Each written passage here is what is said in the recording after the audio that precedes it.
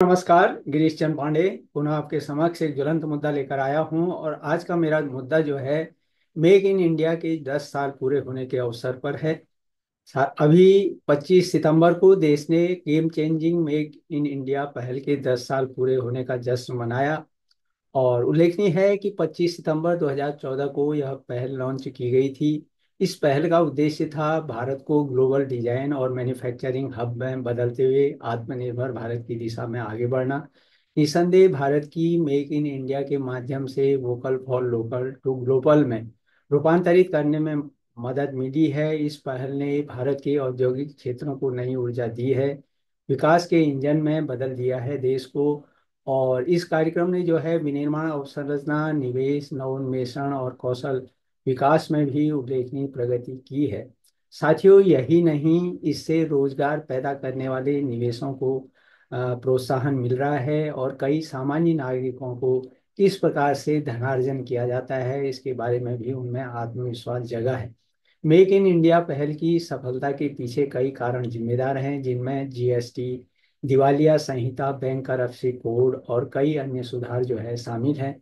व्यापार करने में आसानी के लिए 42,000 अनुपालन आवश्यकताओं यानी कंप्लायंस रिक्वायरमेंट जो थी उनको समाप्त कर दिया गया। और छोटे व्यवसायों को उत्पीड़न से बचाने के लिए विभिन्न कानूनों से मामूली अपराधों के लिए आपराधिक दंड प्रदान करने वाले जो कानून हैं उनमें भी कटौती की गई। इसके अलावा कॉरपोरेट टैक्स की दर को 30% से घटाकर 22% सरचार्ज और सेस को छोड़कर कर दिया गया। पूंजीगत व्यय को बढ़ाया गया। पीएम गति शक्ति और नेशनल लॉजिस्टिक पॉलिसी जैसे कार्यक्रम भी शुरू किए गए। और इसका नतीजा यह हुआ है कि भारत ने विश्व बैंक की डूइंग बिजनेस रिपोर्ट में अपनी रैंक में तेजी से सुधार किया। यह रैंकिंग 2014 में 142वें स्थान पर थी, जो 2019 में आते आते 63 स्थान पर पहुंच गई। सरकार की स्टार्टअप इंडिया पहल की मदद से कई नौकरी चाहने वालों को इस रूप में प्रोत्साहित किया गया कि वे नौकरी चाहने के बजाय नौकरी देने वाले बने। इसका नतीजा है कि अपना उद्योग शुरू कर चुके या करने वाले जो हैं बड़ी संख्या में युवक युवतियों ने उद्यम पोर्टल पर अपना रजिस्ट्रेशन करवाया है और उनमें बराबर बढ़ोतरी भी हुई है। और इस वजह से 15 लाख से अधिक नौकरियां जो हैं सृजित हुई हैं। आज भारत जो है दुनिया का तीसरा सबसे बड़ा प्रौद्योगिकी आधारित स्टार्टअप इकोसिस्टम है। ये स्टार्टअप जो हैं देश में न केवल रोजगार सृजन में सहायक हो रहे हैं, बल्कि स्वच्छता है, अंतरिक्ष नेविगेशन है, खाद्य अपव्यय को कम करना, स्वास्थ्य देखभाल तक पहुंच में सुधार और महिलाओं को सशक्त बनाने जैसे महत्वपूर्ण क्षेत्रों में जो है इनोवेशन को प्रोत्साहन दे रहे हैं। साथियों, मेक इन इंडिया पर फोकस से मैन्युफैक्चरिंग सेक्टर तेजी से आगे बढ़ा है। सरकार का औद्योगिक गलियारों के विकास पर भी ध्यान केंद्रित है। 20 औद्योगिक स्मार्ट शहर मेक इन इंडिया कार्यक्रम के तहत जो है विकसित किए जा रहे हैं, जो भारत के विनिर्माण विकास की रीढ़ बनेंगे आने वाले समय में।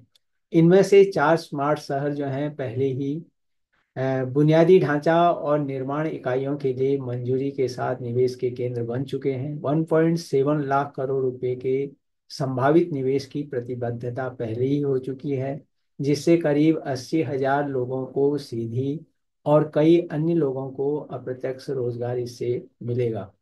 राष्ट्रीय औद्योगिक गलियारा विकास कार्यक्रम के तहत 12 नए औद्योगिक स्मार्ट सिटी को स्वीकृति प्रदान की गई है, जिनमें 10 लाख प्रत्यक्ष और 30 लाख अप्रत्यक्ष रोजगार सृजित होने का अनुमान है। वहीं खनिज मिशन के तहत समुद्र से खनिज निकालने की योजनाओं पर भी काम चल रहा है। साथियों, मेक इन इंडिया की पहल की वजह से ही भारत कई क्षेत्रों में जो है आयातक से अब निर्यातक बन गया है और इसमें पीएलआई या ने महत्वपूर्ण योगदान दिया है। जबकि इसके तहत 1.28 लाख करोड़ रुपए का निवेश आकर्षित हुआ और इससे 1.5 लाख लोगों को रोजगार मिला और 10.8 लाख करोड़ का उत्पादन हुआ। देश का निर्यात भी 4 लाख करोड़ रुपए से ज्यादा हो गया। भारत की इलेक्ट्रॉनिक्स मैन्युफैक्चरिंग जो है 2023 में $101 बिलियन तक पहुंच गई और इलेक्ट्रिक इलेक्ट्रॉनिक सामानों का निर्यात वित्तीय वर्ष 2018 में 6.4 बिलियन डॉलर से बढ़कर 2024 में 29.1 बिलियन डॉलर तक पहुंच गया। इलेक्ट्रॉनिक सामानों की हिस्सेदारी भी जो है 2.13% से बढ़कर 6% के आसपास पहुंच गई।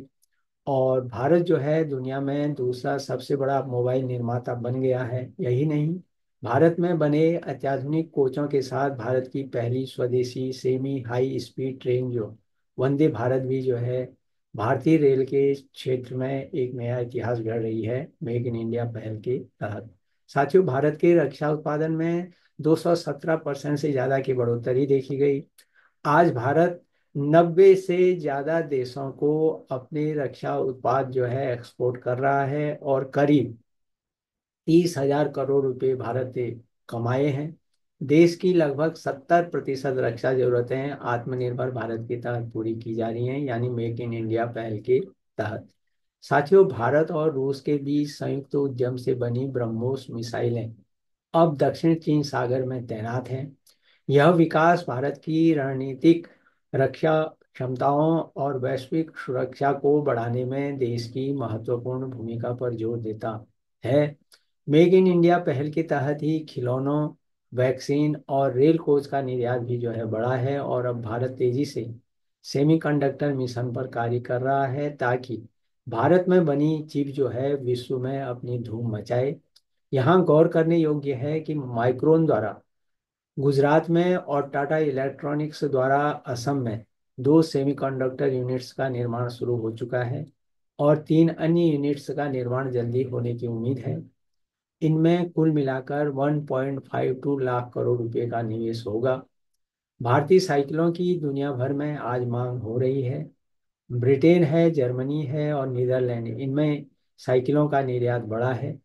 और बिहार में बने जूतों का इस्तेमाल अब रूसी सेना कर रही है। इतना ही नहीं, कश्मीर में बने बल्ले की जो है भारी मांग तेजी से बढ़ रही है और ये बल्ले जो हैं भारत के उत्कृष्ट शिल्प कौशल का नमूना है। साथियों, वहीं अमेरिकी बाजार में अमूल जो है अपने उत्पाद उतारकर भारत के अनूठे स्वादों को दुनिया में भर में पहुंचा रहा है। भारत की यूपीआई प्रणाली को अगर हम लें, वह वैश्विक बन गई है जो कई देशों में निर्बाध डिजिटल भुगतान को सक्षम बनाती है।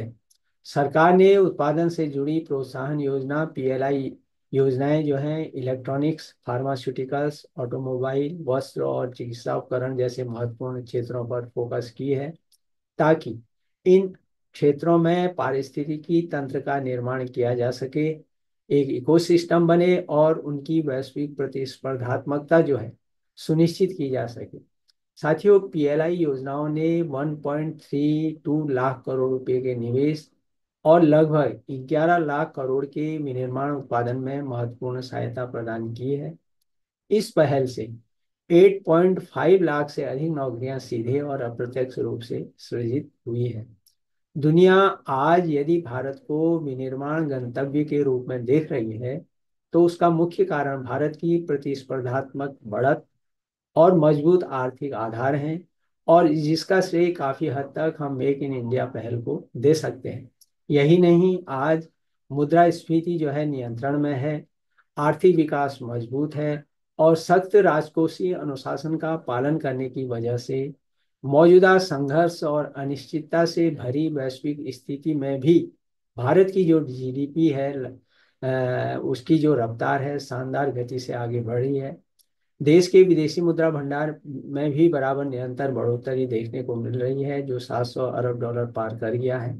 इसमें दो राय नहीं कि सफलता की यह कहानी भारत में निर्मित वस्तुओं की अंतर्राष्ट्रीय मांग और वैश्विक ई कॉमर्स बाजारों में भारत की बढ़ती पैठ को दर्शाती है। मेक इन इंडिया पहल के तहत उठाए गए कदमों की वजह से ही भारत जो है दुनिया भर की कंपनियों का पसंदीदा ठिकाना बन गया है और जिसका सुपरिणाम हमें आने वाले समय में देश को ग्लोबल मैन्युफैक्चरिंग पावर हाउस के रूप में देखने को मिलेगा। और स्वाभाविक है कि इससे निकट भविष्य में भारत की वैश्विक दृष्टि से जो पांचवी अर्थव्यवस्था अभी है उसके तीसरी अर्थव्यवस्था में तब्दील होने में मदद मिलेगी, और 2047 तक भारत का जो विकसित भारत का लक्ष्य है, सपना है, वह भी पूरा होगा। तो साथियों, ये आज का मेरा विचार था। मेक इन इंडिया पहल के तहत भारत ने क्या महत्वपूर्ण उपलब्धियां प्राप्त की हैं।